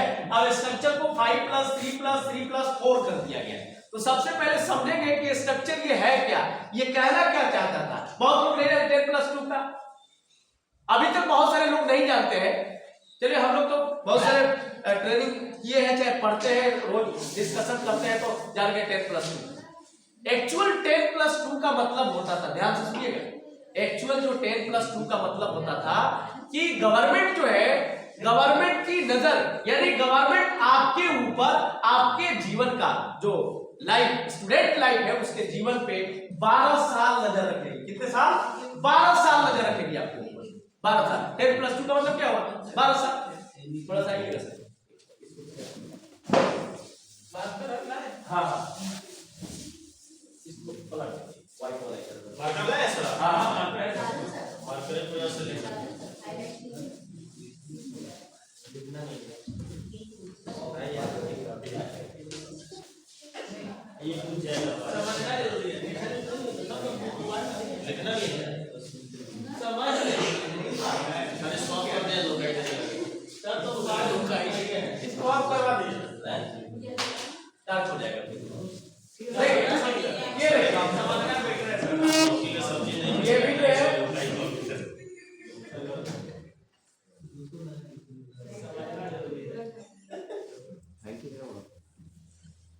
Education policy. जो ओल्ड पॉलिसी थी, जो चल रही थी, उसके बारे में, जो 10+2 है, और जो न्यू एनईपी के तहत ये आया है, एनईपी 2020, इसमें 5+3+3+4। इसको थोड़ा समझ लेते हैं, ये दोनों को थोड़ा समझ लेते हैं, इसमें आखिर क्या किया गया है, जो एनईपी में चेंज किया गया है। ये 10+2 का मतलब ये है कि गवर्नमेंट आपके, जैसे राइट टू एजुकेशन हमने बताया, right to education article 21A, तो ये 12 साल 12 इयर्स, 10+2 का मतलब 12 इयर्स जो है, गवर्नमेंट आपके ऊपर कड़ी नजर रखेगी, आपके एजुकेशन, आपकी व्यवस्था, आपके बच्चों को बढ़ाने और आगे एजुकेशन देने का 12 साल केयर करेगी। आप कहीं नहीं जा सकते इधर उधर। The total focus given by the government 12 years, 12 साल देख रेख करेगी। उसके बाद आप कहीं जाइए, कोई मतलब नहीं है। इसका मतलब ये है कि बच्चे जनरली जो है यहाँ 1 से लेकर 10 तक जाते हैं, क्लास 1 2 3, फिर जो है 2 साल उधर पढ़ा, 11 12 कर लिया, तो बच्चे जनरली जो है 6 इयर्स पे एंट्री किया क्लास 1 को, और यहाँ जो है 12 साल, कितना 12 साल जो है उसको अपने गवर्नमेंट केयर में रखी उसको। ये पुरानी प्रणाली थी। अब गवर्नमेंट कह रही है कि नहीं, हम 12 साल नहीं, हम इसको जो है आपके बच्चे को 15 साल केयर करेंगे, 15 इयर्स केयर करेंगे। अब 15 इयर्स केयर क्या करेंगे कि यहाँ पे सिंपली जो है आपके 3 साल जो ऐसे लैब्स कर जा रहा था, यहाँ पे 3 साल ऑलरेडी लैब्स कर रहे थे, 6 साल पे 5 साल 6 साल, कभी कभी अजय धरातल पे देखा जाए तो 7 साल 8 साल पे भी जाते थे। चलो भाई क्लास 1 में एडमिशन हो गया, 7 साल भी हो गया है, तो एक एवरेज जो है 6 साल पे बच्चे जाते थे 1, फिर वहां से काउंट हुआ 10 साल और प्लस 2 साल, 12 साल का। ये 10+2 प्रणाली पुरानी थी। तो इसमें कहा कि नहीं, अब हम गवर्नमेंट जो है इस 12 साल की जगह हम 15 साल फोकस करेंगे। और 15 साल में क्या किया, कई स्टेज बांट दी, 4 स्टेज में बांटा है। ये 5 साल, 3 साल, सेकंड फिर 3 साल, फोर्थ जो है 4 साल। ये 4 फेज में ये 15 साल केयर करने की बात। 15 साल एज है कि क्या है? 15 इयर्स ये टाइम पीरियड है। बच्चे के एज की बात हो रहा है? नहीं, एज की बात नहीं है, 15 इयर्स केयर कर रहा है आपकी गवर्नमेंट जो है। देख ब्रेक बनाइएगा, आपके बच्चे जो है जो राइट टू एजुकेशन के तहत पढ़ना है, जो शिक्षा प्रणाली के तहत आपको एजुकेशन लेना है, उसकी बात करेंगे। वो एज भी आएगा, एज पे हम डिस्कशन करेंगे। पहले जान लीजिए कि दोनों में कंपेयर, ये जो है 12 इयर्स की थी और यहाँ कितना हो गया 15 इयर्स, 5 3 8 11 और 4 15 इयर्स। अब इसमें डिस्कशन करने वाला बात ये है कि पहले जैसे जनरली एवरेज जो है 6 साल में 6 इयर्स में एंट्री होती थी। अब गवर्नमेंट कहा कि नहीं, हम एक ऐसी प्रणाली निकालते हैं जिसमें फर्स्ट फेज को हम रखते हैं कितना, 5 इयर्स रखते हैं। 5 इयर्स ड्यूरेशन है, 5 इयर्स ड्यूरेशन में। अब इसमें क्या कहा गया है, इसमें कहा गया है कि जो बच्चे 6 साल में करते थे, हम उसको 2 पार्ट ले रहे हैं, 3 इयर्स में एंट्री करवा देते हैं, 3 साल में एंट्री कर देंगे। हम उसको क्या करेंगे, प्रेशर नहीं देना है, याद रखिएगा। और पहला जो स्टेज रखा गया 5 साल, 5 साल का जो स्टेज है इसको 2 पार्ट में डिवाइड कर दिया गया। कितने, 2 पार्ट में, एक 3 इयर्स और दूसरा 2 इयर्स। याद रखिए 3 प्लस 2, ये 5 साल, यानी 15 इयर्स केयर में पहला जो स्टेज है ये फाउंडेशन स्टेज है। नहीं कहते कि भाई घर बनाने के लिए हमें सबसे पहले किस चीज की जरूरत पड़ती है, ये फाउंडेशन स्टेज है या फाउंडेशनल स्टेज कहते हैं, यानी जड़ें मजबूत करना है। घर बनाए, ऊंची बनाए घर, तो उसको सबसे पहले हम क्या करेंगे, उसकी जड़ बनाएंगे, नींव को मजबूत करेंगे। तो इसमें कहा गया है कि ये स्टेज जिसमें हम बच्चे के ऊपर जो है उसके जड़ को और मजबूत करेंगे, स्ट्रॉन्ग करेंगे, उसके अंदर जो कुछ भी इंटरेस्ट है उसको इतना ज्यादा जो इंटरेस्ट को जो है डेवलप कर देंगे कि जो बच्चा नहीं भी आना चाह रहा है वो भी बच्चा स्कूल में आएगा। जब आएगा तो हमारा जो ग्रॉस इनरोलमेंट रेशियो की बात हो रही है वो क्या हो जाएगी, इंक्रीज करेगी। इंक्रीज करना हमारा एक टारगेट है जो चेंजेस है एनईपी 2020 के अंदर। अब ये 3 साल में जो फाउंडेशनल स्टेज में 3 साल है, आपने 3 साल के बच्चे को लेके स्कूल में छोड़ दिया। अब स्कूल उसको प्रेशर नहीं करना है। और सबसे इंपॉर्टेंट चीज क्या है कि इस एज ग्रुप में यानी फाउंडेशनल स्टेज में नो एग्जाम का प्रावधान है।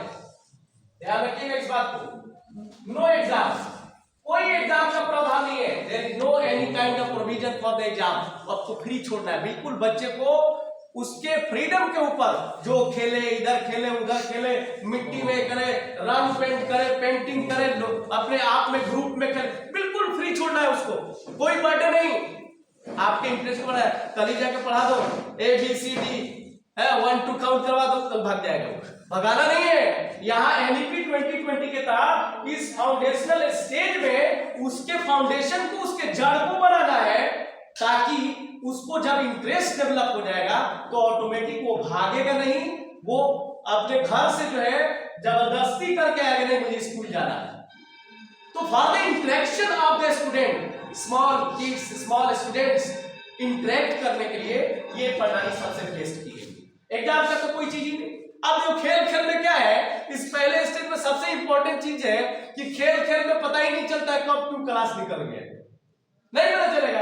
ये 3 साल प्री स्कूल कहे, फाउंडेशनल स्टेज में प्री स्कूल कहिए, आंगनबाड़ी कहिए या जो कहिए इसको, उसका नाम बाल वाटिका, बाल वाटिका, बाल वाटिका 1, बाल वाटिका 2, बाल वाटिका 3, नर्सरी एलकेजी यूकेजी, उसका नाम बाल वाटिका 1, बाल वाटिका 2, बाल वाटिका। अब ये आ गया बड़ा अच्छा, बाल वाटिका प्री स्कूल इसमें आ गया। 3 साल तो इसे खेलते रहा, ये तो अभी भी मुस्कुराते रहा, अभी भी चलता है, अभी भी है, लेकिन मामला क्या है, जो एनईपी 2020 के तहत है उसको अभी ना किया गया, नहीं बता रहे हैं, अभी चल रहा है। मसला ये है कि एनईपी 2020 के तहत इसको फुल फ्लेजेड रूप से उसको इम्प्लीमेंट करना है, धरातल पहुंचाना है उसको। और दूसरी बात ये कि जो गैप है ना, गैप किसके, प्राइवेट संस्था और गवर्नमेंट संस्था, इसके बीच जो गैप है ना वो मैक्सिमम जो गैप है उस गैप को जो है पूरा करना, बराबर करने का, ये मेन मोटिव इसका ये है कि कम से कम बराबर दोनों में पैरेलल आ जाए।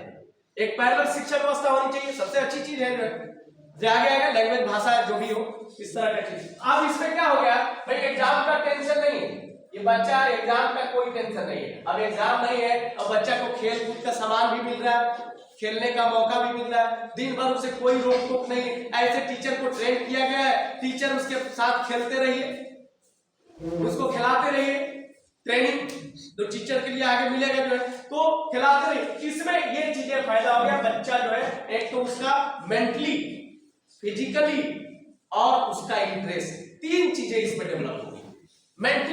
मेंटल रूप से वो पूरा तैयार होगा, उसको अब लगेगा कि कोई हेजिटेशन नहीं है, उसको लगेगा कि कोई मेरे ऊपर प्रेशर नहीं है, जब प्रेशर नहीं हो, कोई टेंशन नहीं है, तो आदमी तो भागे भागे दौड़ेगा ना। जैसे हम लोगों के बैच के समय जो है, उस समय जो है स्कूल जाना जो है लोग कम, खेलों में ज्यादा इंटरेस्ट, भाग के आते थे। जैसे छुट्टी होने के टाइम तुरंत भाग के आएगा, और साइकिल रखा, खाना भी नहीं खाया, कहाँ चला गया? फील्ड में क्रिकेट मैच, या फिर क्रिकेट खेलने चला गया, फुटबॉल खेलने चला, या जो गेम मिला खेलने चला। अब ये चीज जो है, इसके लिए सारी चीजें यहाँ उपलब्ध रहेगी।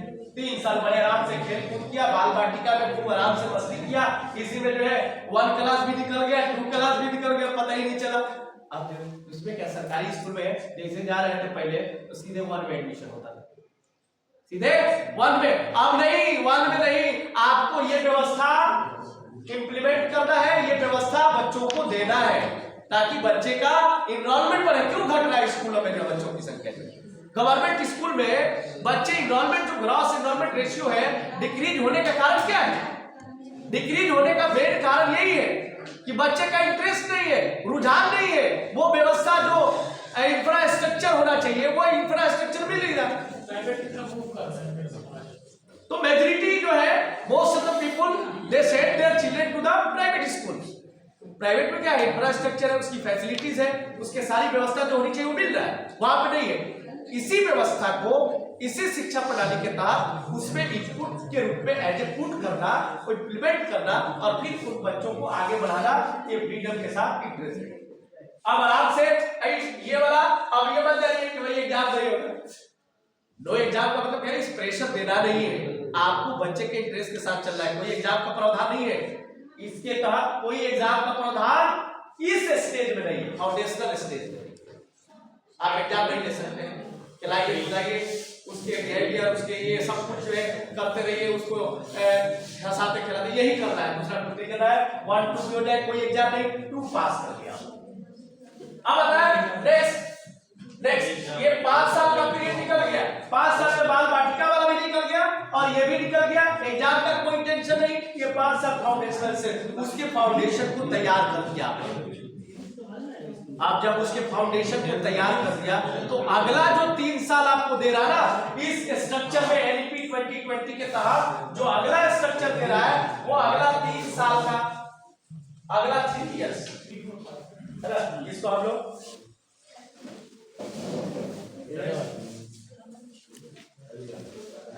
चाय नहीं है सर, चाय है, समोसा अभी तक नहीं आया। सब आए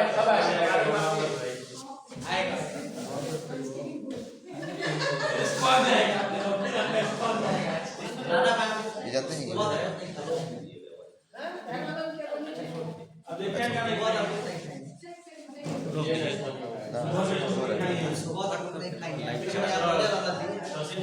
लाइव चला